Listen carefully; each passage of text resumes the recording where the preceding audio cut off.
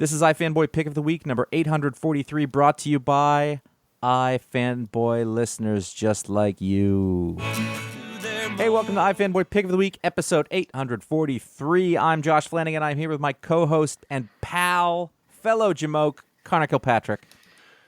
You're my co-host. I'm your co-host. Yeah, that's it. That's it? That's as far as I'm willing to go. Wow. Right, we're a minute into this. He's drawing a line in the sand. You know Hey, what, Josh. How are Connor? you? Yeah. Your looks are becoming a problem. Oh, I know. I know. I need a haircut like you wouldn't believe. We are iFanboy, and every week one of us picks the book that they like the best from their stack of comics. We call that the Pick of the Week. We talk about the book. We talk about other books. When I say books here, I'm talking about comic book issues, by the way, just in case that's not clear. It's like industry jargon. Somebody's been listening for years and like, why do they say books? They're comics. It's like people in the movie business. They call them shows. They're working on a show. Right. Or if you're in the Comic-Con business, you're talking about shows. It's just it's jargon. We were previously insiders. Sure. We were once somewhat inside. We knew guys and girls. There's a Patron Pick. That's where we talk about a book that you guys make us read. Sometimes we've already read it, so it wasn't like a big deal. It was fine, but sometimes it's 60 pages. We answer listener mail if we have time. That's a fun one, where we somebody asks a question, we make some stuff up, and then hopefully make each other laugh and possibly even share something illuminating. There are spoilers. That's when we talk about plot points in books that you may or may not have read. Some people do not like to have their experience sullied in such a way. So this is the point where I tell you, listen, if this book is listed, game on.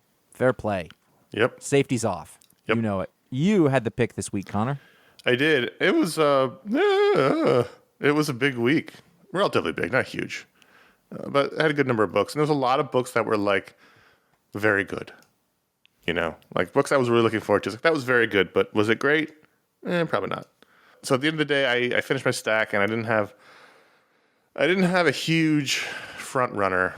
I didn't have one that jumped out at me and said, I'm the pick of the week. There was a lot of books I really enjoyed. I don't know what I would have picked. I didn't even think about it, but you're right. It was by no means a bad week. It was just like a lot of 4-star books instead of 5-star books. But at the end of the day, I picked Daredevil 650, or number 2, written by Chip Zdarsky, with art by Marco Cicchetto, and colors by Matthew Wilson. And a lot of guest artists came on, because this is the big 650 issue. And what I liked about this, I mean, look, we've been enjoying Chip's and Marco, well, for the most part, Marco, run on Daredevil for a while. There's been a couple of downs, but it's been years, and it's been a very good run. It feels like, you know, Daredevil is a character you come on. You don't just come on to do like 10 issues. Wait, say that again? Daredevil's a character you what? Is a book you don't come on to. Oh, again. Jeez, there's children listening to this show, Josh. As a writer, you don't just join the Daredevil team to do a 10-issue run. You do like a years and years long story. I mean, Chip's been doing this for years. Brubaker did it for years. Bendis did it for years. And what I liked about this is that it introduced the time-honored comic book trope of everything you thought you knew was wrong. You know, there's a character that comes in here. It's Matt's old law school buddy, Goldie. And Goldie reveals himself to be a supervillain who has been orchestrating from the background many of the bad things that have happened to Matt's life over the years in the various comic books. Now, this sounds like something that you hate. No, I mean, it's a time-honored tradition, you know? It's like, as long as it's not done badly, it's all about execution, and, you know. Sure. I've for some reason no recollection of the last issue. So when this started off, I was like, have we been talking to Goldie? Who basically in the first page, I was like, that's John Constantine, by the way. Like 100% that's John Constantine. Was he introduced in the last issue? I couldn't remember. Yeah, he was there, and the cliffhanger in the last issue was that the train with Kirsten blew up on it as Matt was running to tell her he loved her. Right. The problem being that, you know, everyone had their mind wiped about who Daredevil is, right? So she doesn't know he's Daredevil anymore. So that was the big cliffhanger. Was boom, you know, he's running to the train station, boom, it blows up, and Goldie was the one who blew it up. And so here we go back and, you know, all the way back to law school with Matt and Foggy and Elektra, and, you know, Goldie has these sort of visions. He sees angel's wings and devil horns on Matt Murdock and realizes that this is a special person. He's got to be like a disciple and help to, mold his life in various ways. And so we get a very long, and this is like, digitally this is 50 pages, but there's a lot of double page spreads, so I don't know how long it was in print, but not a history of Daredevil, but a long going through various points, and he's showing how he got involved, and then mostly shown through these one-page pinups from various Daredevil artists over the years. So we had Alex Maleev and Paul Azaceta and Phil Noto and Chris Somney, Klaus Janson stepping in to represent the Miller Jansen years, Mike Hawthorne, John Romita Jr. So we have a lot of, a nice little sort of recap of Daredevil's life through these one pages. That was one of the really fun things about the issues. When it started, most of them aren't signed, except for Jansen, who put a big old name on it. So I was like, oh, wait, who's this? Oh, okay, right. Just sort of, and then like I got to Chris Somney, and I was like, well, that's Chris Somney.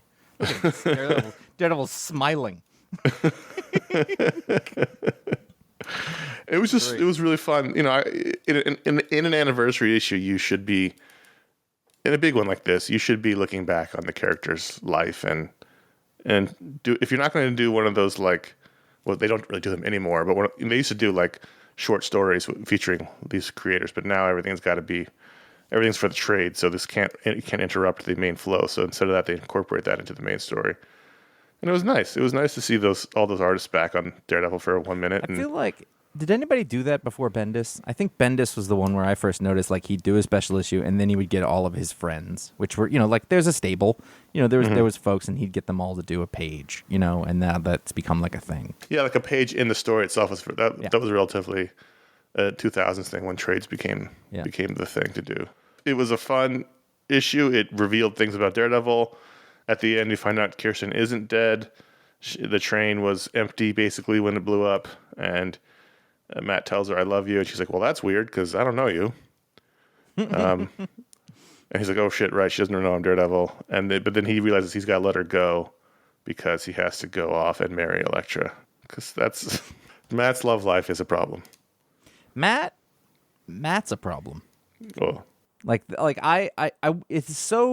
It's integral to Matt Murdock is that he's always dealing with his faith, and some people have leaned more into it than others. Mm-hmm. But I always find it really interesting because it is so at odds with every other superhero.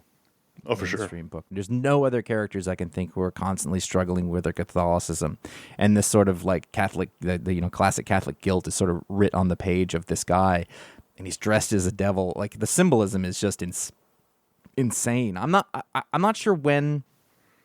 Like, has he always been a Catholic? I feel like he wouldn't have done this stuff in the 60s necessarily. I know, it wouldn't have been so overt, but that was always part of the character.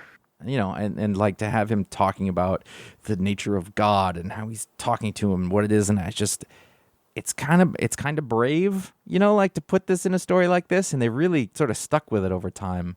There's nothing like that in comics, so it always sort of stands out. Mm-hmm.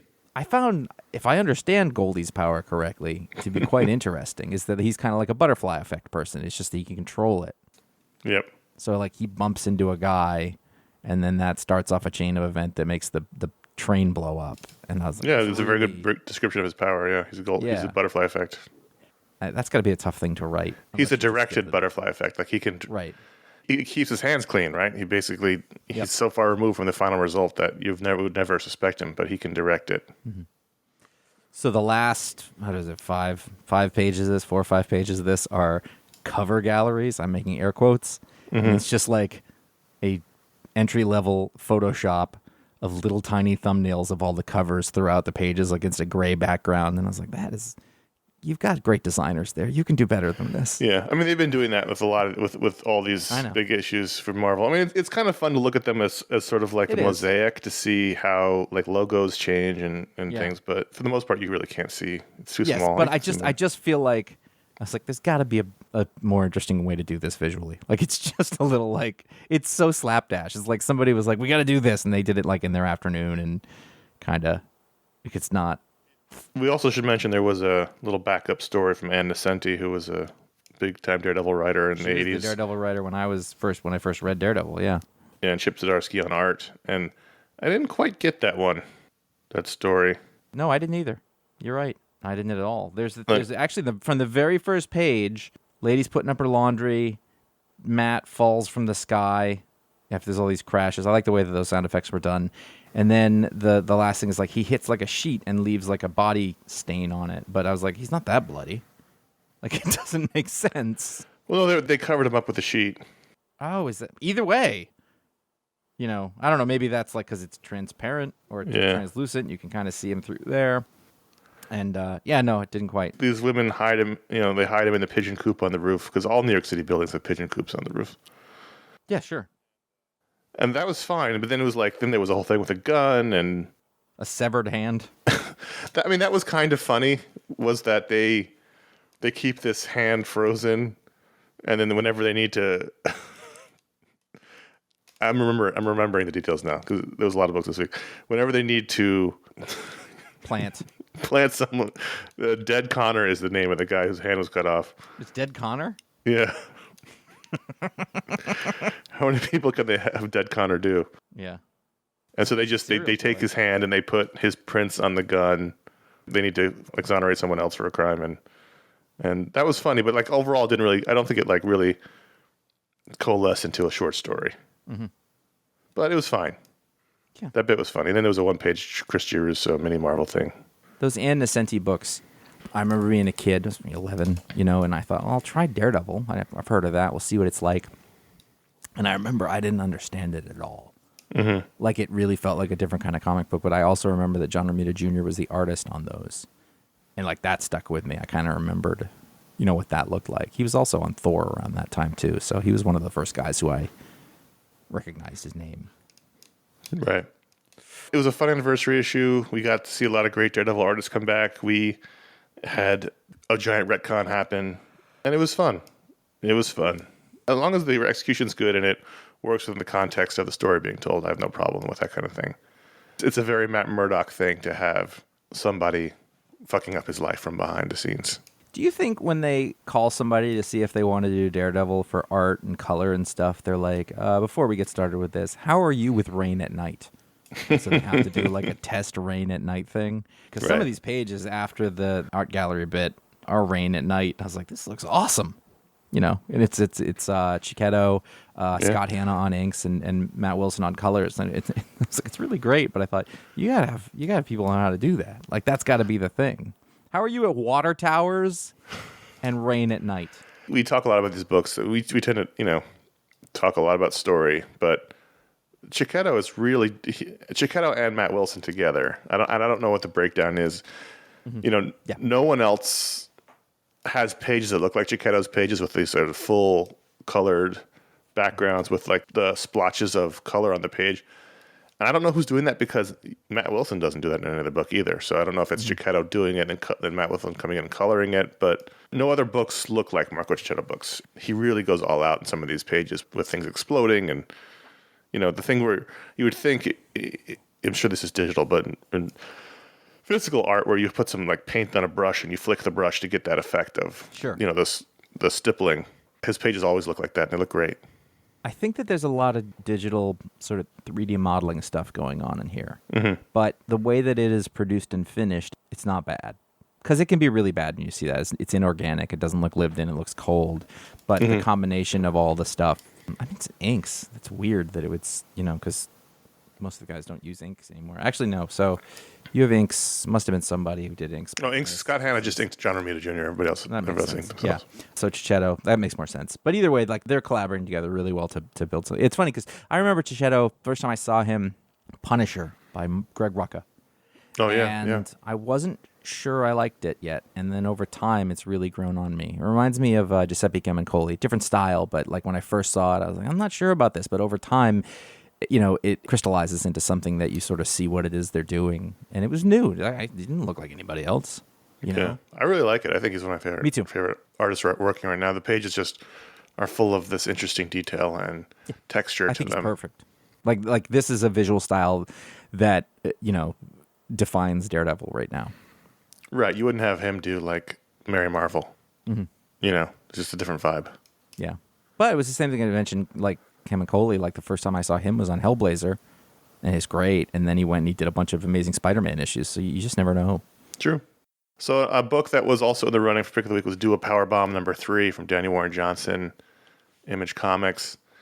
The reason why is because we said this before, but man, there's just nobody who draws dynamism in comics the way that Danny Warren Johnson does. And this is the issue where all the fighting starts. So it was really on display here. Mm-hmm. You know, this is the story of a wrestler whose mother was a famous wrestler. The mother was killed in the ring a while ago, and this wrestler woman was approached by a demon who said, "Come wrestle in my demon world, and if you win the tournament, you can have your mother back." But it's a tag team tournament, so she needed a partner, and they end up choosing the guy who killed the mother. That's a source of tension. But in the last issue, in issue 2, we found out two things. One, the guy who killed the mother was her husband. It was an accident, obviously. He didn't murder her. But the daughter doesn't know that. He was secretly wrestling with a mask on, so she doesn't know it was him. And 2, we found out that the demon, in a twist right out of Galaxy Quest, doesn't know that wrestling is fake. So they've got to actually fight these people in the ring. It's not fake wrestling. Mm-hmm. So issue 3 here is the tournament has begun. Are you still reading this? Kind of. I got to say, I don't care about the story at all. And I don't mean it like it's not good. I just don't care. I'm not super interested. So I more like flick through it to look at it. And I'm like, that is one amazing orangutan. Yep. That is a great punch. Like, it's gorgeous. It's one of those things, like, I'll read what he does, but the pro wrestling story, it's not very interesting to me for whatever reason. Well, I mean, it's not really pro wrestling stories. Yeah, I know. These people are actually fighting now. It's a fighting tournament that trying to win. And it's all very sad because, like, everyone in the tournament is trying to bring someone back. So there's a point where their first opponents are these two giant orangutan wrestlers, and our heroes end up winning, and the orangutans have a moment where they're like, "I'm really sorry I failed. We won't get our sister back." And I think it's incredibly compelling. Mm-hmm. I'm not a big wrestling guy, though I was in the 80s, and if it was a straight-up story about pro wrestlers, I might even still enjoy it. I watched a couple of wrestling shows. I watched Heels, and I watched the Young Rock show. But ultimately, it's just about the people and what they're trying to achieve, which is get their loved one back, and these are the obstacles in the way. I just flowing through this book and seeing panel after panel of just incredibly well done actions. Like no one's drawing like this. Yeah, no. There's a couple that stand out here. So it's page 19. The big orangutan is punching forward through, and you have the sound effects drawn in, as words with the things that it had. That page it's a magnificent page. He's going to sell that page for $1,200 if it's on paper. And then a couple of pages later, it's super simple, but page 23 is basically like a backflip in the air as the crowd looks on. Oh, that's my favorite page. Yeah, I mean, like, because of all the things, the face of the referee, all the crowd, the ape at the bottom, it's all there. It's all very simple. Like, this is the kind of thing this to me looks like if you used to see. I mean, they might still exist, but like a beautiful sports photography. Mm-hmm. Like I see, like a black and white photo of a boxing match or like a wrestling match, and like look how it's framed, and I mean the whole thing is framed, but it's around the audience in the middle, and everything circles around that. And there's it's a circular framing device. You have in the foreground audience and the sound effect. Yeah, and the two hands and the other wrestler, and like you just mentioned the ref, and I hadn't even seen that. And then you sort of look down and you see the ape. It's a superlative composition. Yeah. And again, it's sort of what I'm getting at is like, if you just literally flip through this and don't read the words, you can still see what's special about it. Mm-hmm. And you can follow it too, to at least to a certain extent. It's an interesting tone of the match. Is incredibly silly with incredibly heartfelt. Like every tag team has a finishing move, and there's one team that's called the Pizza Men, and their finishing move is the New York Slice. And so when they're doing it, there's a giant pizza slice drawn over them, like just to represent what they're doing. Like, it's silly, but also really sad. I encourage you, Josh, to read it because it's not about the wrestling. I don't mean it in that sense. Like I mean, it's not like I'm like wrestling. I don't care about that. That's not the point. This story hadn't grabbed me so far. Yeah, I think it's very good. That's fine. I had a thought this week. I was looking at my books on my app when I had Batman, Superman, World's Finest #6 next to Nightwing #95 and next to DC versus Vampires All Out War #2, and I thought to myself, wow, Dan DiDio really failed. Because his whole thing was to get rid of Dick Grayson, and we had 2 comics with Dick Grayson on the cover and a third where he's the villain. We're going to talk about Batman, Superman, World's Finest #6, #1. First.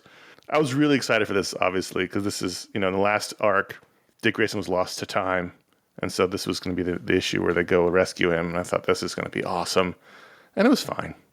And partially because Travis Moore, who's an artist I really like, did the art on it instead of the regular artist in this book, whose name escapes me at the very moment. Wasn't Dan Mora, was it? Was it Dan Mora? Yeah, Dan Mora. Oh, okay. It looked fine.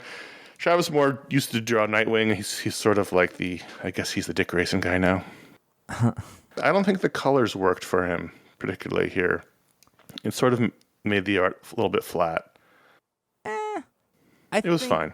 I think it gave it I don't want to say timeless, but maybe a retro kind of look.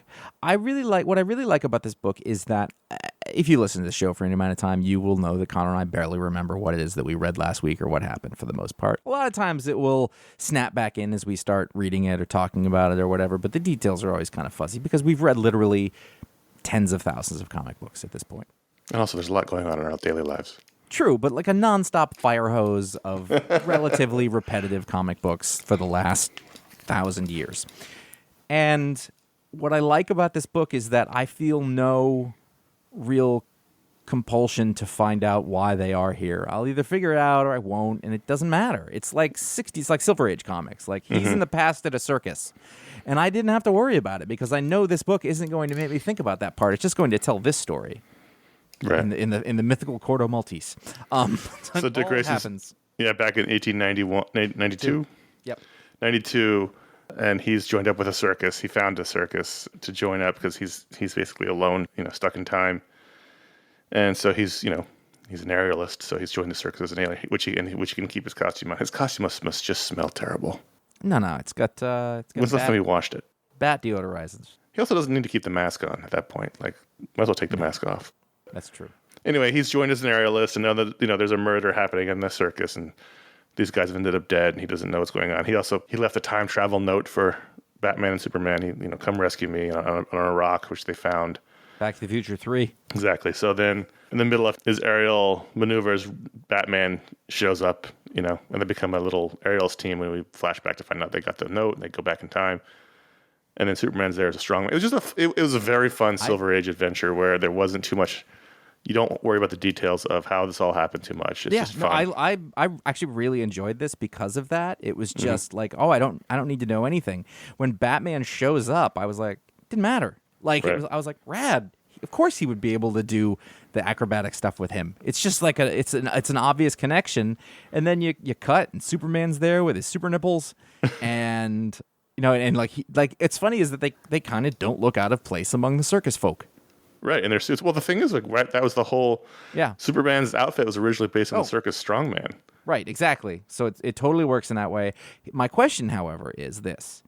I have always been under the impression that the cape is part of the cowl, and now what I'm learning is that it is a detachable thing. Yeah, sometimes. Sometimes it's detachable. Sometimes, exactly.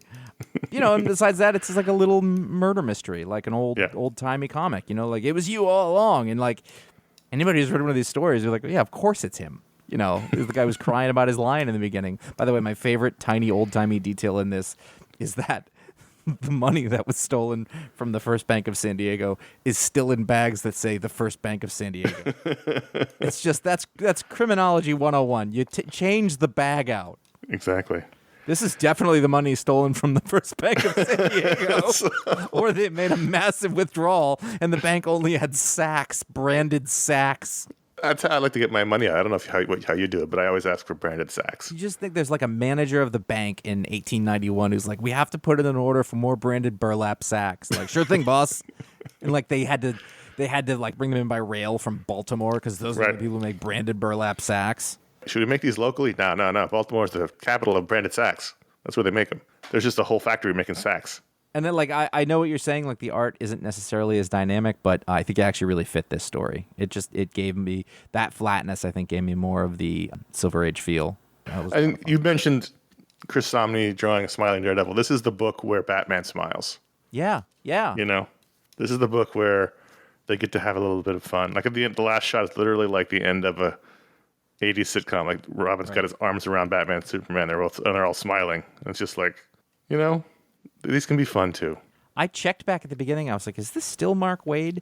Not because it didn't seem like him, but just because he's got so much, he can do so many different things that I was like, is this a different person? Because it's a different story than what we've been reading. And it's great. If this is what it is, just like adventures through time or whatever it is, like, do it. And it's just a one-shot story. Yep. It was fun. Yeah, It I was really fun. enjoyed that. So, do you know what I've been doing this week? Tell us, Josh. I read DC versus Vampires 1 through 8 in my non-comic reading time. Wow, look at you. I know I'm behind on books now, but I was like, I really do want to catch up on this because I've been enjoying it so much, and I just tore through them all. Like, I couldn't get enough. I wasn't quite done when it was time to read new comics, and I finished them first.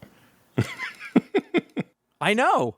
Oh, I know, because I was trying to get the show ready, and you were like, "I'm not done yet," and I was like, "You read all those other books." I know. Well, there's a lot going on. There's a lot If I told everybody out there how much is going on, you'd be like, "That you're full of shit." And I'd be like, "No, dude, it's real." So DC versus Vampires All Out War #2. This is the side miniseries, and it's not a short one. It's a 6-issue mini. Yeah, and there's stuff that happens, and like there's a backup story at the end of it. I was like, this seems significant.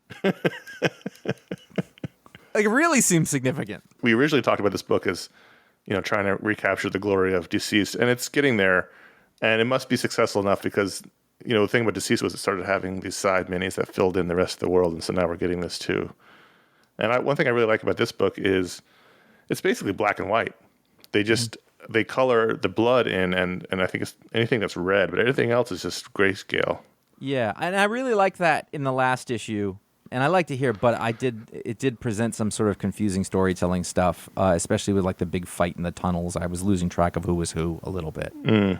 I think it's an impressive experiment. I'm glad they did it, but some of the characters, like, I don't recognize Azrael on sight. It takes a little extra effort, and there's Wonder Woman, but then there's another woman. Well, Mary Marvel is the main hero. Yep. She was fine when her hood was up, and when it went down, and just the pages are super dynamic. So it doesn't establish where you are as much. It's very kinetic and action-packed and everything, but I did have a little trouble following it because of that.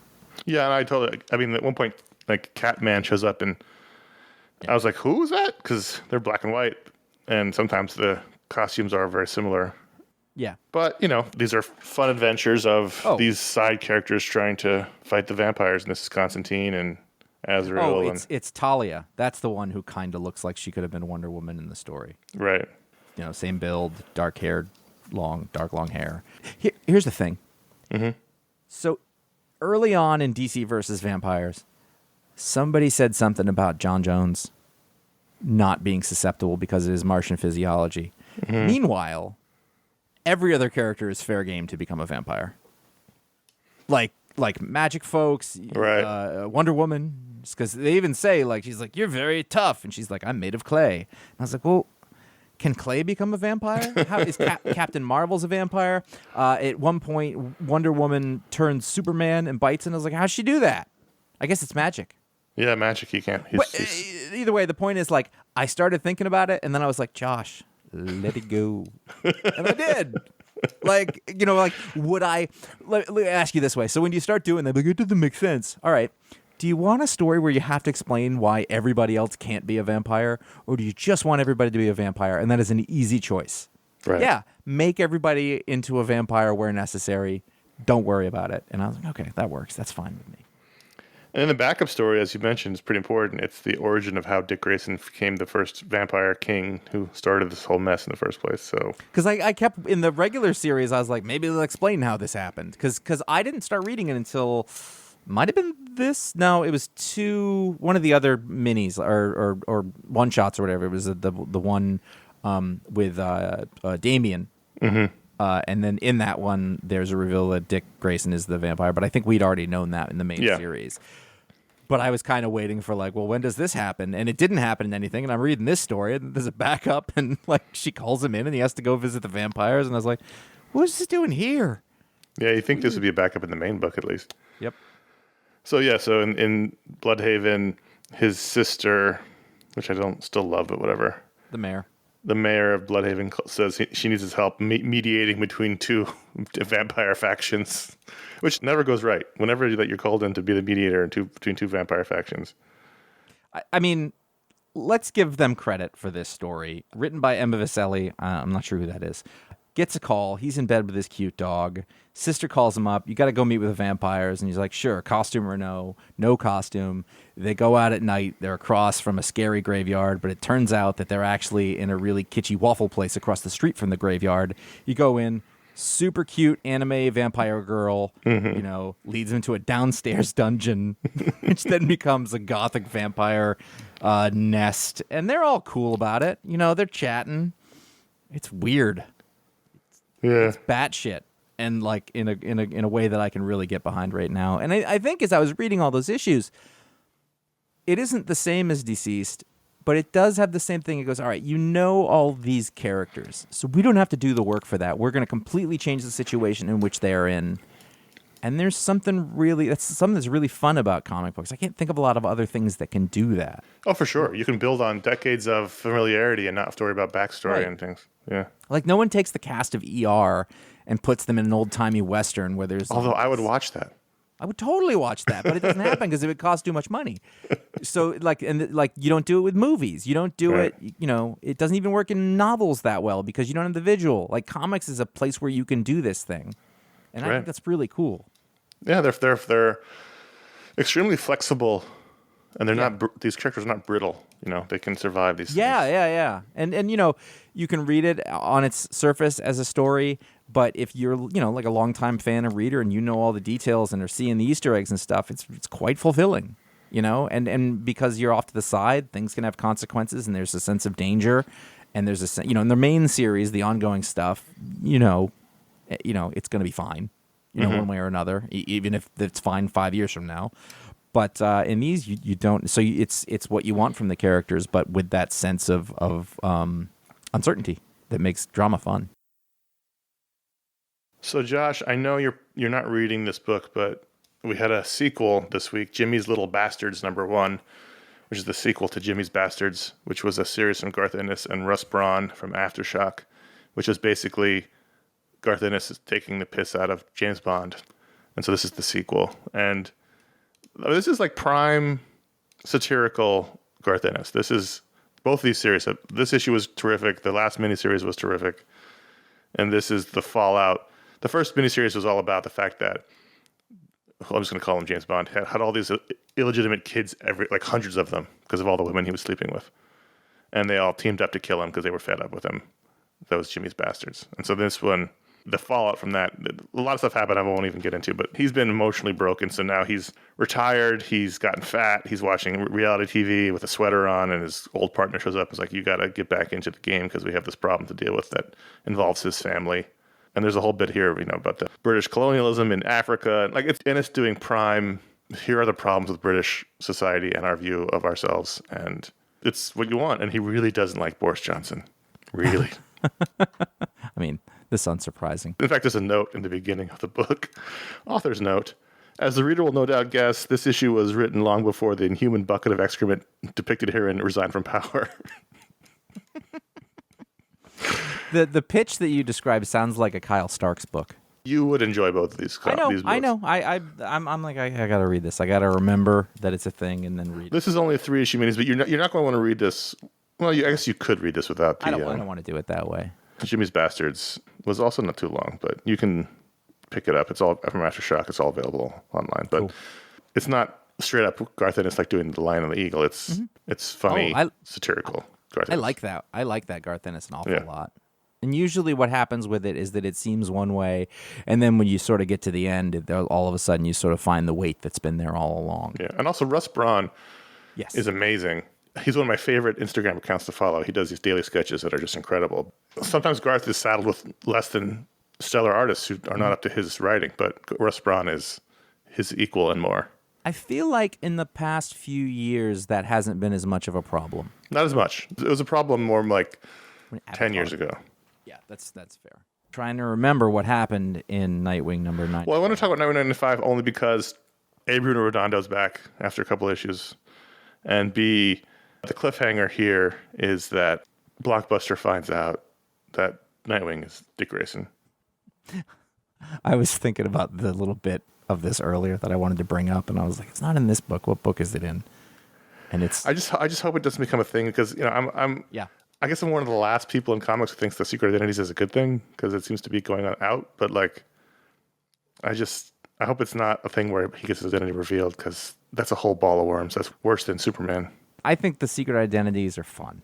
Yeah. I think that really lends to the and like the fact that you have to be like, I mean, of course it's Dick Grayson. How would you not know that's Dick Grayson? Right. You know, like if George Clooney showed up with like an inch of fabric around his eyes, you'd be like, that's George Clooney. But either way, the thing that got me is that Blockbuster punched him so hard that his mask popped off his eyes. Yeah. In the air. And I was like, because I went back, I was like, wait, where does mask go? And I was like, well, they showed it. It was like, boop. Like, that doesn't happen. But whatever. That's how strong he is. I go, well, then why isn't he dead? True. It's a good punch. Yeah, I just hope it's not a thing, that's all. Nope, I think that's absolutely fair. So I like that one of the themes of this book, and this is a Tom Taylor thing now, like you know, is that the friends, the teams, like the family, they all come together. Like a bunch of people show up to help Dick, and I like a lot that like it's all Titans folks, and for some reason Duke is still a thing, but Batman's just in there. Hey, just one of the team. He's not even he's not even the focus of the layout. No. He's like to the side. In fact, you don't see him at first. Yeah. I also don't know what Robin I'm looking at half the time. That's Tim. I know, but at first it's not entirely obvious. Tim's hair goes down, I guess, and Damien's hair goes up. That's all I get. Yeah, Tim's got Gen Z hair now, so that's how you can tell. Right. And Damien's just not around. Tim's our age. No, Tim's like late 30s. Let's not do this conversation again. I'm sorry. We don't need to derail us and me yelling at you about how wrong you are. What is Trve Kvlt, number 1? I didn't know, but I read it anyway, and it's weird. I'm going to have a hard time putting my finger on it, but very basically, there is a guy who has worked at a burger place, Burger Lord, his whole life. He went and got a job there, and he's been there for 15 years, and he's just one of those guys who works at a burger joint forever. And to him, he's like, I kind of got away from it, but he's not really all that upset about it, you know? The manager there is the same person who has been too. He's been there all along. And he is there so often, he plans a robbery at the strip mall next to the burger place where he works, that when he goes out for like his, not smoke break, but he goes outside for his break. And the idea is that he goes into each store with a mask on, except for the reggae store. For whatever reason, and he robs them, and it's like one after another. He's timed it out to the second. The first store, and it says what he gets from each store. Number 1, $20. And he's like, there's no cash here. Number 2, $469 from the nail place. He goes to 8 different stores along the strip mall, robs them all, comes back to the job, goes back inside, you know, and goes back to work. And he's like, it's perfect, you know. And then there's a twist, you know, that happens, but there's no supernatural as far as I can tell so far. Is a lot of word balloons and explication and stuff, but it's actually pretty well written. The dialogue's pretty good. The art does its job. It's not spectacular, but that's sort of, you know, beginner folks. That's from IDW, right? Yes, IDW. I kind of liked it. At the end, I was like, all right, there's something here. It's not everything else. There wasn't a twist. It's just this guy who works at a burger place, and there's a robbery and some weird folks. Not super weird though. Like it was pretty straightforward. And I'm interested to see what they do with it, but I thought it was fun. Trve Kvlt, but the U's are V's, so it'd be Trve Kvlt. Yes, and it's a K instead of a C. Yep, that's true. It's the Latin spelling. That sort of relates to the thing that happens right at the end of the book. I don't really know what that's going to be, but it was fun. I liked it. I wanted to mention Hulk 8. I wanted to mention it because Danny Warren Johnson did the scripting with Donny Cates this time, which was interesting. Tell you what, that guy could write Hulk. That guy should do a Hulk book all on his own. He should do a Beta Ray Bill but Hulk. Can you imagine? Oh, that'd be great. Yep. And I wonder if he wrote the Beta Ray Bill scenes. That's what I was wondering. So I was like, well, that's interesting. And then I'm reading it, and the Beta Ray Bill shows up. I was like, oh, I wonder if that's Daniel Warren Johnson. It just made me wonder, you know, about everything. The one thing I can give to this book is that it's big, and it's weird, and it is nonstop. Yeah. And if you lean into that as being the strength of the thing and don't worry so much about the details of the plot, because if you can follow the details of this plot, God bless you. You know. I was wondering if this was going to be like, you know, Marvel used to do, and this was a long time ago, and all of our references are from like the heyday of the show because that's where our brains imprinted. But Marvel used to bring on a co-writer, and then the co-writer would take over. And so I was like, oh, I wonder if Daniel Warren Johnson's taking over this book. But then I saw the next issue was back to Donny Cates and Ryan Ottley. So I think they just brought him in to do Beta Ray Bill. I mean, knowing what little I do of Donny Cates, like that dude likes to collaborate with people and bring them in. So I imagine he was having a conversation. He's like, hey, why don't you do this one with me? You know? Right. That feels like a thing that he would do. Which I think is cool. Yeah, it's totally cool. It makes it fun. And it's not like, I don't know, like I feel like it's done because, quote, this would be cool. Which I think is Donny Cates' thing, by the way. Hey, wouldn't it be cool if we did this? And usually it is. And I like that approach. That's what works out for him. Right. And that's why his career feels a little different than everybody else. It's just like, I think this would be awesome. You know, it is. So those are the books we're going to talk about at patreon.com/iFanboy. The patrons vote to add a book to the rundown. And this week, by overwhelming margin, they voted for Batman, One Bad Day, The Riddler, #1 by Tom King, Mitch Gerards, and Clayton Cowles. This is the first of several. I mean, if you're reading DC books at all, you've seen all the ads. But this is the first of several one-shots featuring Batman's Rogues Gallery on their worst day. Monthly. You get one a month. Yeah. You know, you've got some good names on there, but this is really the powerhouse team, and I was surprised they led off with that. Because I mean, I think in this, you start with that, and you set it's probably only downhill from there. G. Willow Wilson, Jamie McKellar. No, I mean, there's good people. There's totally good people. I know, but yeah, you're kind of right. It's like starting with Alan Moore and then going to everybody else. Tom Taylor and Ivan Reese on the last one. Those are sort of your power ones right there. Oh, Jerry Duggan and Mateo Scalera. Yeah, those totally good people. Anyway. Yeah, no, totally good, but I know what you're saying. What'd you think? I'm of two minds on this book. That makes sense. But let's put a pin in that for a second and talk about the fact that we got killed again in this book. Did we? Yeah. I saw something at one point, and I was like, wait, did that? And then I didn't go back. I thought. We were one of the guards. We were each one of the guards that was guarding Riddler in Arkham and then got killed. What's he trying to say? I don't know, but he spelled my name wrong again. I think he listened to the show back in the days where he knows what that means. Anyway, there was a whole list of names. It was like they were just rattling off the guards' names, and it was Josh, Connor, Ron, Bob, Daryl. And I was like, again? All right, so we'll put that aside. I really liked this book as a out of continuity one-shot story. Like, taken in that context, I really liked it. I agree completely. I'm trying to figure out what it is. I know what they want it to be. So the whole thing was this is very consciously trying to do the Killing Joke for each of these characters. However, very rarely do you... The Killing Joke happened organically. The Killing Joke wasn't meant to be what it became, which was a story that Alan Moore wanted to do. It became a big thing. It was even out of continuity originally, and it became part of continuity. It was an organic thing that happened. It's harder to manufacture that. It's harder for you to say, I'm going to set out to write a classic, as opposed to just writing something and have it become a classic. So right off the bat, you're already like, well, they're trying to do this. It's like, it would be like if they said, we're going to do a whole series of Dark Knight Returns. You know, it's like, well, you can't ape that. That was before Watchmen. Kind of the same deal, you know, and most of those have been forgettable, and some of them, you know. Right, but my point is, like, it's hard. Once you say we're going to do a series of Killing Jokes for these other characters, it's like, well, you've now set yourself up to fail. It's like trying to create a viral video. Like, that's not how it works. So that's one thing. The other thing is, I mean, they reference the events of Killing Joke in here. Sure. A. B, Tom King already likes to do his books in Alan Moore style, so that's B. And then C, it's the same ending. So that was very strange. But taking that aside, it was very well done, and I enjoyed reading it. I mean, Tom King is a very original writer who incorporates a lot of homage.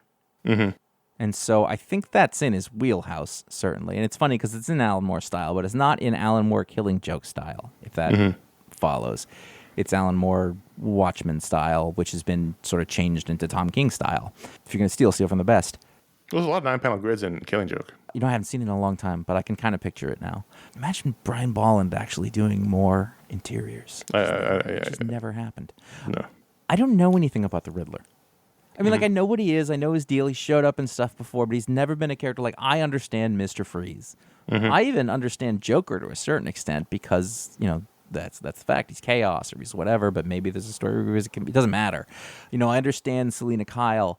I never got the Riddler, and I think that this was a really good. I don't want to say explanation because it's like an option more than it is anything else. And again, if you say this is a one-time, one-shot, single story, it's great in that way. You know, like this as a way that this villain is born is incredibly well thought out and intelligent and compelling.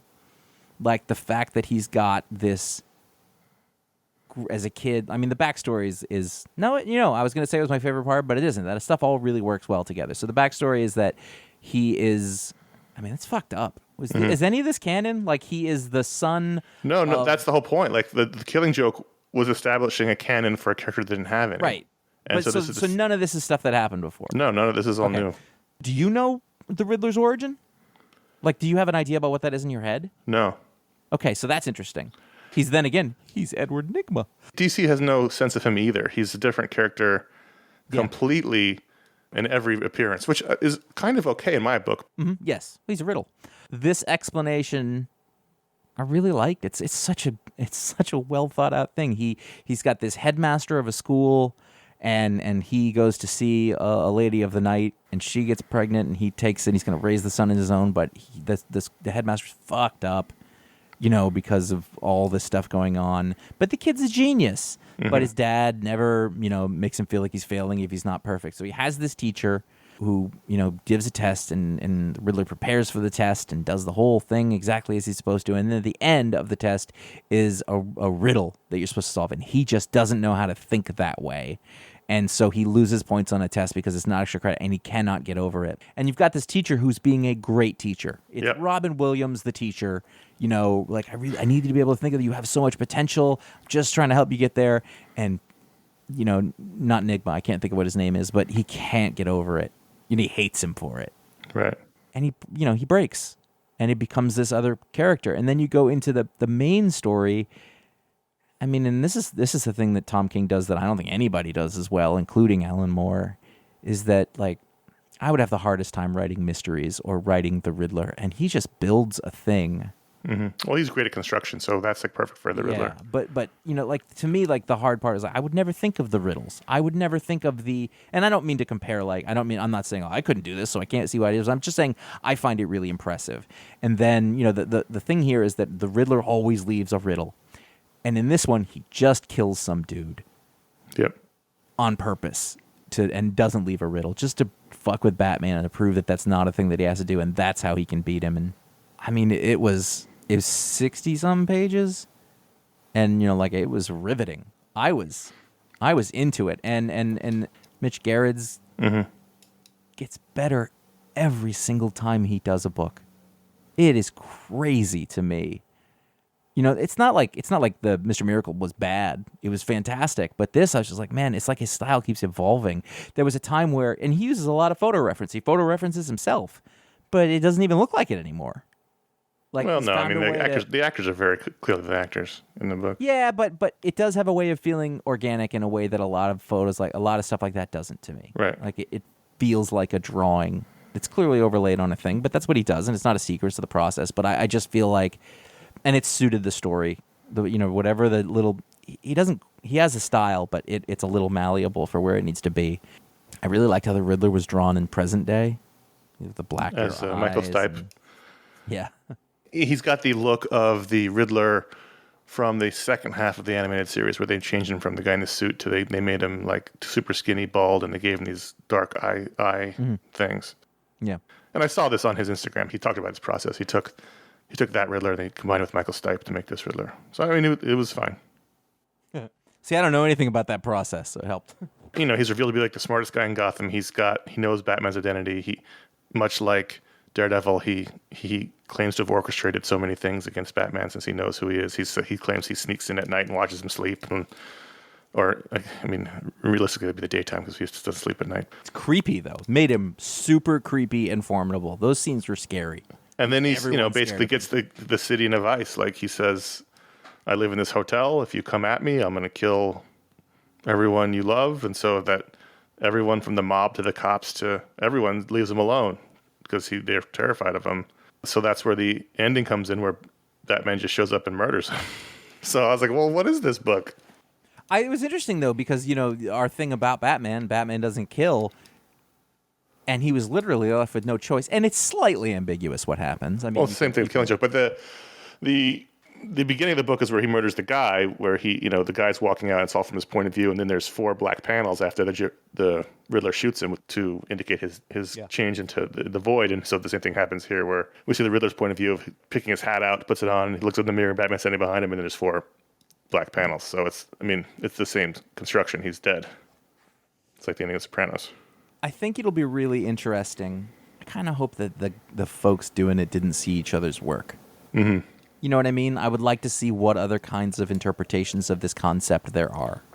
Yep. And I would hazard a guess that this will be one of the best of them. But I'm guessing there's also going to be at least one real good surprise in there. Yeah, I mean, there's great people on all of these books.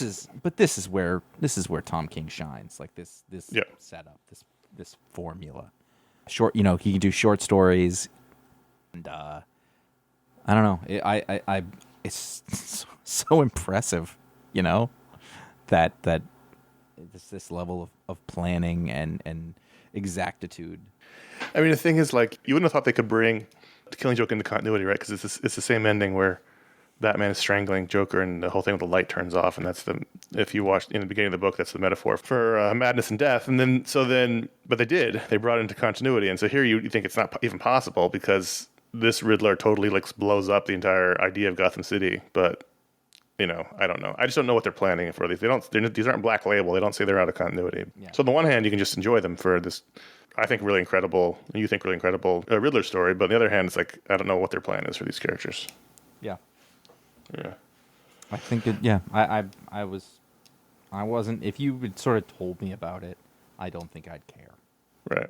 But given the team, given the stuff, it's just, I feel like it's impossible to not at least be impressed by it. So are you going to read the other ones? Are you sticking with it? Maybe not all of them, but I keep myself open to the possibility that there could be some really cool stuff coming up. So we'll check them out there's a lot of them. Yeah. Well, it's only once a month. Right. It's but it's 8 of them. 8 total, 7 more. So what is the ratings on this? Ratings on Batman One Bad Day, the Riddler #1. 4.5. I think that's fair. 4.5. Yeah. Out of 5. Yeah, it's interesting. It's really interesting to see what comes of this, if anything. I don't need anything to come of it, but I'm just, always conscious of what they're trying to do at DC because they seem to not know what they're doing. So I don't think they know what's going to happen next week. Genuinely, I'm not even being facetious. I mean, obviously they have to plan out because 3-month cycle. Either way, probably would have made this my pick of the week. Probably. Not being able to divorce my brain from the questions, if they said this is just a fun, out of continuity Riddler story, it would have been pick of the week. But I just can't turn my brain off to wondering what they're doing with this. And that clouded it a little bit for me. But that's not the book's fault. It's my own fault. I think the fact that you even think that there's a plan is adorable. Like, what they're going to do with it is going to be an improvisation at some point later by somebody else. Mm-hmm. That's how I always kind of feel it is. I feel like this stuff all moves too quickly. And the Riddler is dead, though. Plans. He's dead at the end of this book. You don't know that. He is dead. Black panels, you were assuming that. Because that's the construction of the book. He's dead. The guy was shot in the beginning is dead. He's dead. But if the Killing Joke is in continuity, he weren't dead either. If that stuff happened, it doesn't matter. He also says that he planned the Killing Joke for the Joker, and it's like, okay, all right. All right.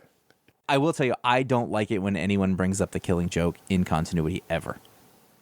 Well, then every time you see the Oracle in the wheelchair. I understand. That's bringing it up. I know it is. I think that this is wrong, but I feel like that story is so horrible. I don't mean it's a bad story. I just mean what happens in that story is so terrible that it doesn't mesh very well with my conception of what I want the DC universe to be. Right. It's a level of trauma and brutality that if it happens, ambiguously or to characters you don't know or whatever, but it's so, like how do you, I mean, like this, the thing about the book is like, how do you let the Joker walk around after that? Right.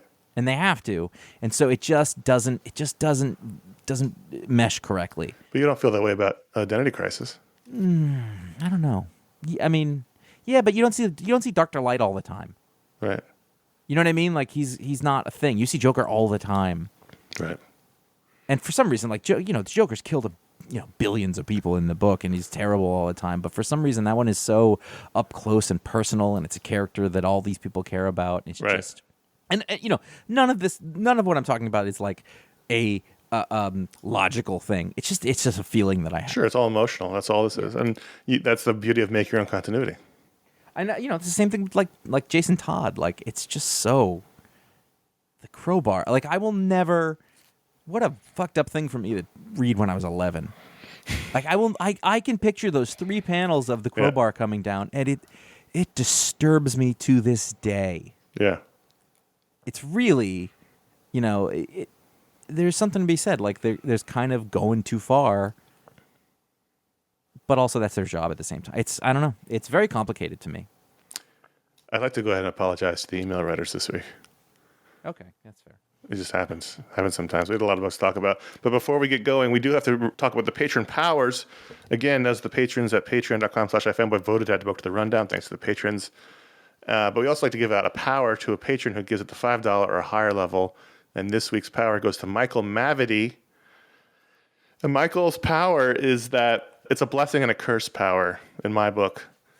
Michael can place an object anywhere where he knows it's going to be stepped on or knocked over. Like right now, Josh, you're podcasting at your desk. You've got your whole setup going. As far as you know. Right. Well, I mean, you could be you could be in the Bahamas for all I know, but I'm imagining you at a desk. He could sneak up behind you and, with his power, place like your water cup where he knows you're going to turn and whack it with your hand. Not he realizing must be here there. A lot. So he can do that to anyone at any time that he can see. However, the tragic irony of it is that he's constantly doing it to himself without realizing it. So he's constantly knocking into things, knocking remote controls off the couch. And does it usually stay minor, or does it start like a mousetrap Rube Goldberg? I mean, if he really wants to try, he can create a giant domino effect situation. But mostly it's just like, I put this water cup on the floor, and of course it's right where I turned and stepped, The people in his circle spend a lot of money on replacement keyboards. Yes. Yeah. And remote controls. Can I just say, by the way, I've never heard the name Mavity, and I really like saying it. It's a good name, Michael Mavity. It rhymes with gravity. Gravity's a great word. He's like a comic book character. It's alliterative. He's a Stan Lee creation. Yeah, it's true. So thanks, Michael, for being a patron. Be judicious in your power. Just realize that this also happens to you. Mm-hmm. Yeah. Patreon.com/iFanboy. That's where Michael became a patron, and thanks for doing so. You can also get in this position yourself. You may have noticed we've cut down on how many patron powers are because we're running low on patrons. We want to stretch this. We're reaching the end. We've finally, after years and years. And there's people still on the way. There's a lot of people like, where's my power? We have a whole list of people we're doing who upgraded, because when you upgrade, we don't get a notification, so you don't always get in a list right away, but we've added that. Also, if you think that you have not been given a power and you are owed one, please email us at contact@ifanboy.com and we'll look into it, because we don't want to miss anybody. We like doing the powers, so if we've missed you somehow, which is entirely possible, because again, sometimes we have to actually look through all the email alerts to find out people who have upgraded. Let us know. Email us in. Don't worry about that. Don't I don't want to bother and whatever. Totally do it. We want to give you the power. That's your reward. You can get yourself over to patreon.com/iFanboy, and at the $5 higher level, of course, you will eventually end up with your power. But the point, obviously, is to if you're able to support the show, you listen to the show all the time, it's important to you, you want to help us continue making it, then that's what you would do. There is a great community of folks who are part of that. There's the Discord and the Facebook groups. There are stretch goals which have achieved things in the past. All of our video shows, content's been uploaded to YouTube at this point. We are doing 3 or 4 shows a month now, extra from these shows, and we'll give you updates on those stretch goals soon. Remember all that stuff that I told you about that was happening in the background of my life? I consider this my fault, by the way. So if you're like, they keep saying it, totally me.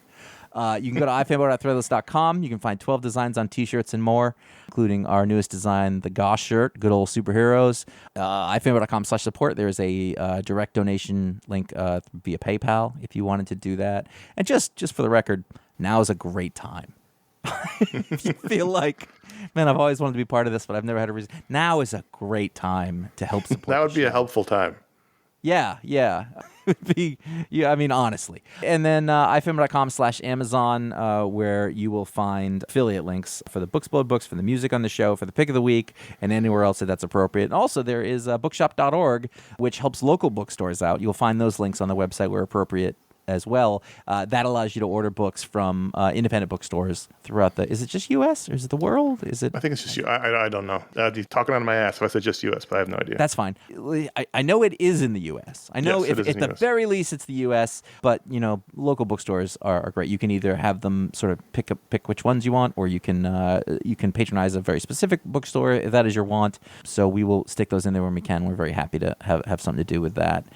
And I think that's it. We're not going to do an audience question because we talked a lot. Yeah, we did. We got to skip that. Sorry. If you did want to write in, contact@ifanboy.com is the place to do it. You can write in for this show. You can write in for the Mediasplode show. If it's for Mediasplode, put Mediasplode in the subject line. But we love doing those emails. But there was a lot to discuss this week. Yeah. And we apologize. It happens sometimes. It hasn't happened in a while. Well, I feel like. The books needed talking about. It happens. And I found a way to shoehorn in the 8 issues of DC versus Vampires. If there's another series you think Josh should binge, write into contact@ifanboy.com.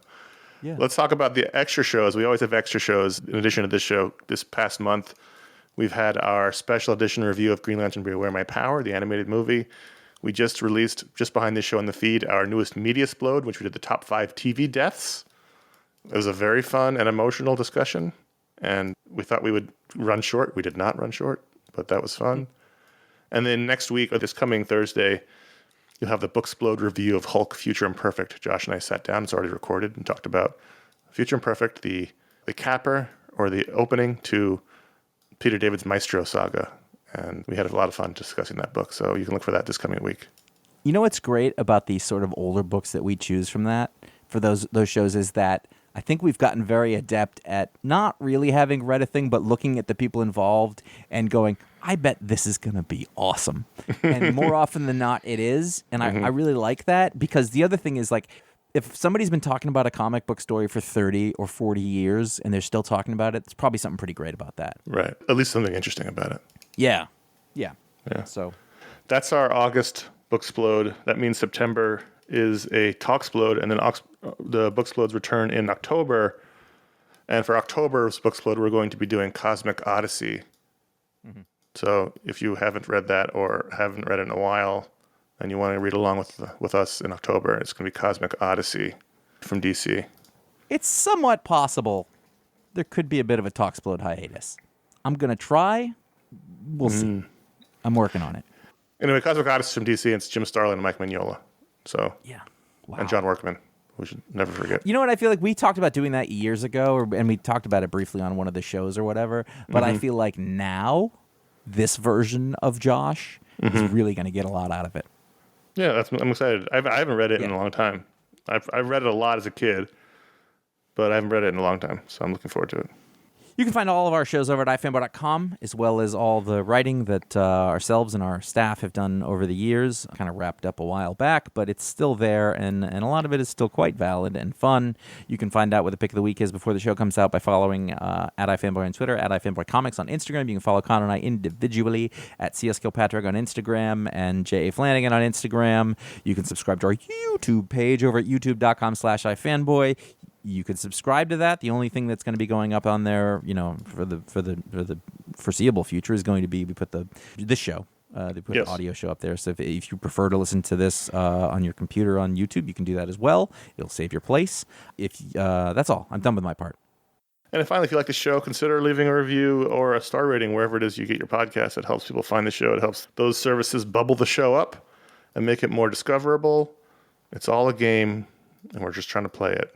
And that's how people do it. So thank you for doing that. It takes a minute. And not just for the show. Any podcast you listen to, it's a great way to help support a show you enjoy, is to help that be discoverable by writing a review or leaving a star rating. So thank you for that. Even better, that's word of mouth. Tell your friends and your family that you enjoy the show. We do appreciate that. You're our team on the ground, our unpaid interns. We appreciate it. And so that's it, Josh. No, we also don't provide college credit. That is, we provide no college credit. Right. In fact, I would I mean, this is just professional advice, but I would probably keep this off your resume entirely. I don't think. But what do I know? When they call us for your references, we will be very confused. Right. I mean, I will straight up be like, I don't know who that person is. Or at the very best, like, yeah, I kind of recognize that name. Right. Like, there's that. Yeah. We had a lot of people over the years. Sorry. Yep. I remember Not the best references. Surprising amount of them, though. Oh, for sure. Yeah. But I don't know if you're going to be good as an accountant. And I don't think it's fair that you put that on us. Exactly. It's not my fault. I mean, the fact is, I don't really know anything about your character whatsoever. Right. The image that you're putting up on social media or in your comments about comic books, this is just not enough to go on. I'm sorry. Right. Is this person qualified to be a regional sales manager? I don't know. I just know what they think about Spider-Man. And even that's dubious. Do I hope? Do I want them to get the job? Do I want them to be happy? Absolutely. Yes. Absolutely. Do I want them to be good accountants? If that is their muse, if actuarial tables, that's insurance, not accountancy, right? Yeah. Yes. Like, you know what? You're not qualified to answer that question either. And that's why I don't put us on in the resume. Exactly. We don't even know the difference between accounting and actuarialism. Is that a word? You know who does? Who? Billionaires, and I think it's time to step up. I know that there's got to be some very, I don't know for sure, but just the law of averages, there's got to be some very wealthy people listening to this right now in your ears. And listen, your concept of very wealthy and mine might be different. Because wealthy people don't ever think they're wealthy unless they're like really they're comfortable. wealthy. Yeah. Yeah. Wow. All right. Again, don't put us on your resume. Until then, I'm Connor. I know, Josh. We're serious about that resume thing.